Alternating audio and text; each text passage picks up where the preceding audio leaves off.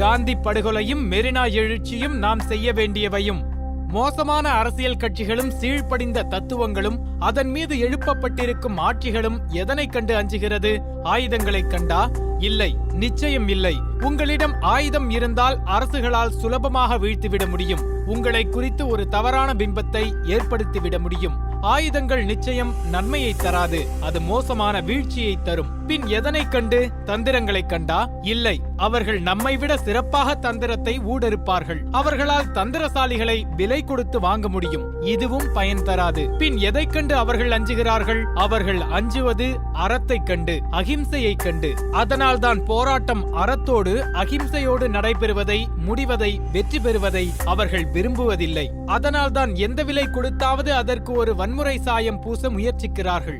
அதற்கு சமீபத்திய உதாரணம் மெரினா எழுச்சியும் அதை வீழ்த்த அரசு கட்டவிழ்த்துவிட்ட வன்முறையும். காந்தி படுகொலையும் மெரினா எழுச்சியும்.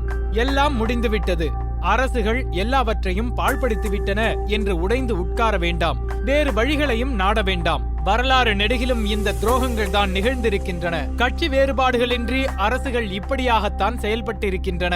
அரசுகளின் சூழ்ச்சியையும் தந்திரங்களையும் வன்முறையையும் அகிம்சையால் வென்றுதான் அறம் நிறுவப்பட்டிருக்கிறது. இதை புரிந்து கொள்ள நமக்கு நம் வரலாற்றில் சரியான உதாரணம் காந்திதான். நிச்சயம் அந்த பொக்கைவாய் கிழவன் மட்டும்தான். முழுவதுமாக உடை கூட தரிக்காத, ஆஜானுபாகுவான உடல் இல்லாத, பக்ரி என்று நகையாடப்பட்ட காந்தியைக் கண்டு ஏன் ஏகாதிபத்திய அரசு அஞ்சியது?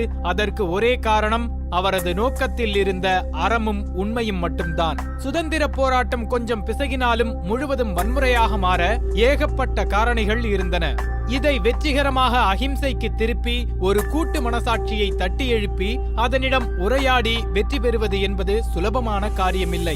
அதை நிகழ்த்தி காட்டியவன் அந்த பொக்கைவாய் கிழவன். அதனால்தான் அவனது எதிராளிகள் கூட இந்த பொக்கைவாய் கிழவனை வெல்ல முடியாமல் தடுமாறினார்கள், அவரை படுகொலை செய்தார்கள். இப்போது அவரை கொன்றவர்களே அவரை உள்வாங்க, சொந்தம் கொண்டாட துடிக்கிறார்கள். அகிம்சையை தாண்டி பேரரசுகளை வீழ்த்த காந்தி இன்னொரு வழியையும் காட்டிவிட்டு சென்றார். இன்று எல்லைகள் கடந்து நிற்கும் பேரரசுகள், உலகமயமாக்கலுக்கு பின் அரசுகளின் அடிநாதமாக இருக்கும் பெருநிறுவனங்கள் ஆகியவை அந்த இன்னொரு வழியை கண்டுதான் அஞ்சுகின்றன. அந்த வழி அனைவரும் பயன்படுத்தக்கூடிய எளிமையான வழி. அது நுகர்வை குறைத்தல் மற்றும் புறக்கணித்தல். பேரரசுகளுக்கு எதிராக தனிமனிதன். ஜல்லிக்கட்டு மட்டுமா உங்களது ஒரே குறிக்கோளாக இருந்தது? இல்லை, நிச்சயம் இல்லை.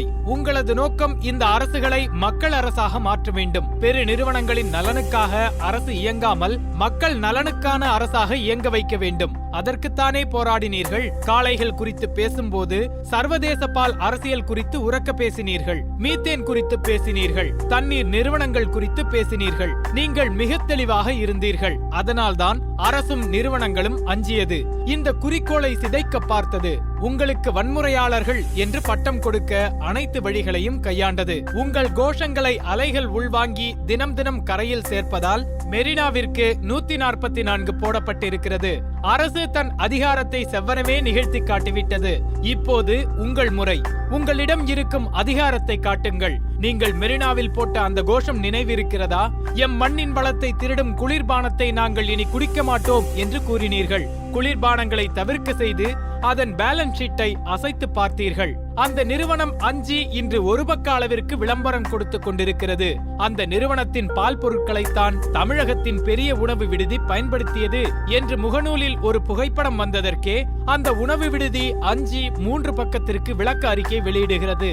ஆக புறக்கணித்தலும் நுகர்வை குறைத்தலும் மட்டும்தான் நிறுவனங்களை அசைத்து பார்ப்பதற்கும் அதன் மூலமாக அரசுகளை பணிய வைப்பதற்குமான வழி.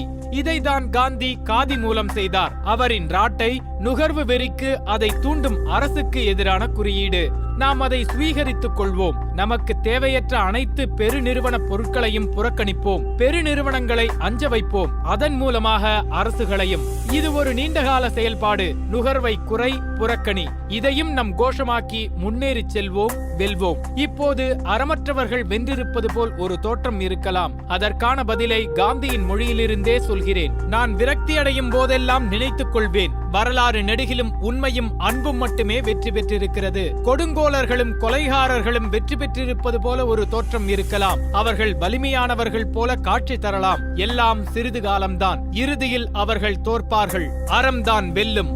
மேலும் இதுபோன்ற செய்திகளை தெரிந்து கொள்ள சுட சுட சேனலை சப்ஸ்கிரைப் செய்யுங்கள்.